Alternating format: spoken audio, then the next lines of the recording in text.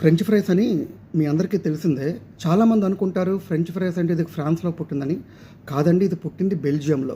World war 1లో Thomas Jefferson అనే ఒక chef పర్యవేక్షణలో ఈ అమెరికన్ సోల్జర్స్ బెల్జియం వెళ్తున్నప్పుడు ఆ వంటవాడు ఈ ఫ్రెంచ్ ఫ్రైస్ చేసి పెట్టారు. మరి దీనికి ఫ్రెంచ్ ఫ్రైస్ పేరు ఎలా వచ్చింది అనుకుంటున్నారా? ఇవన్నీ ఫ్రెంచ్ కట్ స్టైల్ అండి. ఇవన్నీ ఫ్రెంచ్ కట్‌లో అంటూ ఉంటారు. What ever the vegetables, bell peppers, meet slices అన్నీ ఫ్రెంచ్ కట్‌లో కట్ చేయడం వల్ల దీనికి ఫ్రెంచ్ ఫ్రైస్‌గా పేరు వచ్చింది. కాకపోతే ఇది పుట్టిన మటుకు బెల్జియంలోనే. బట్ అమెరికా ఆరిజిన్ అనమాట. కాకపోతే జూలై 2nd సండే ఎప్పుడు కూడా వరల్డ్ ఇంటర్నేషనల్ ఫ్రెంచ్ ఫ్రైస్ డేగా మనం అభివర్ణిస్తాం అనమాట. ఇది ఎక్కువ తినడం కూడా మంచిది కాదు, జంక్ ఫుడ్.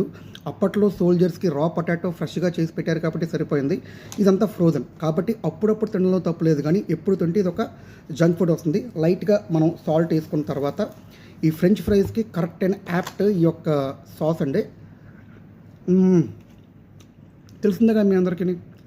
వీడియో చూసేందుకు థ్యాంక్ యూ.